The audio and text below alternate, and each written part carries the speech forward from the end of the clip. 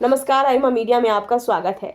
हरियाणा में सत्ता हासिल करने का ख्वाब देख रही कांग्रेस के लिए स्थितियां बहुत सहज नहीं है। दलित नेता कुमारी शैलजा तथा दिग्गज नेता रणदीप सुरजेवाला की नाराजगी कांग्रेस की सत्ता में वापसी की राह में सबसे बड़ी बाधा दिखाई दे रही है।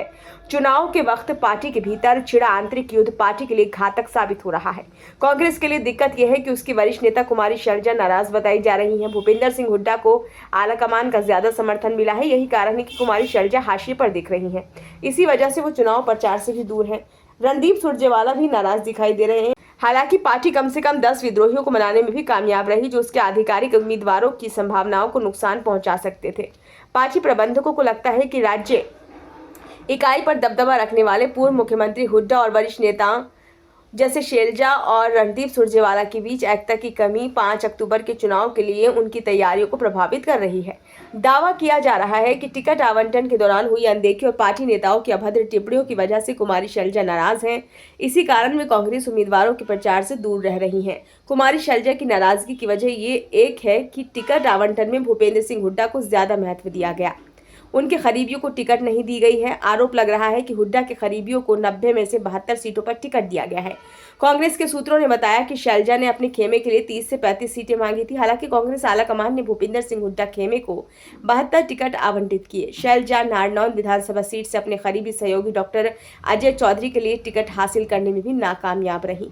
उनकी चुप्पी पार्टी की चुनावी संभावनाओं पर नकारात्मक प्रभाव डाल सकती है, जिससे उसे वोट मजबूत करने से रोका जा सकता है। पार्टी में सबसे वरिष्ठ दलित चेहरों में से एक कुमारी शैलजा राज्य के कई विधानसभा क्षेत्रों में प्रभाव रखती हैं। कुमारी शैलजा को लेकर फिलहाल पार्टी कार्यकर्ताओं में भी भ्रम दिखाई दे रहा है। कुमारी शैलजा के समर्थकों के साथ साथ दलित समाज में भी आक्रोश फैल रहा है। हालांकि हरियाणा में तीनों वरिष्ठ नेताओं में से कोई भी विधानसभा चुनाव के लिए एक साथ प्रचार करते नहीं दिख रहा है। लोकसभा चुनाव के दौरान भी यही स्थिति थी। लोकसभा सदस्य और हुड्डा के बेटे दीपेंद्र ने यात्रा निकाली थी। शैलजा भी चुनाव कार्यक्रम की घोषणा से पहले एक अलग यात्रा पर निकली। हाल ही में बुधवार को शैलजा और सुरजेवाला ने राज्य के लिए पार्टी की 7 गारंटी के उद्घाटन समारोह में उपस्थित नहीं होने का फैसला किया। दूसरी ओर पूर्व मुख्यमंत्री और केंद्रीय मंत्री मनोहर लाल खट्टर ने चर्चाओं को बढ़ाते हुए उन्हें भाजपा में शामिल होने के लिए आमंत्रित किया है।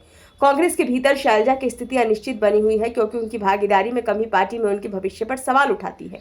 करनाल में एक कार्यक्रम में खट्टर ने इस बात पर जोर दिया कि शैलजा सम्मान और देखभाल की हकदार हैं। उन्होंने कहा, हम उन्हें भाजपा में शामिल करने के लिए तैयार हैं। उन्होंने कहा कि हमारी दलित बहन आखिरकार दलित समुदाय और अनुसूचित जाति समुदाय से हैं, सभी से देखभाल और सम्मान के हकदार हैं।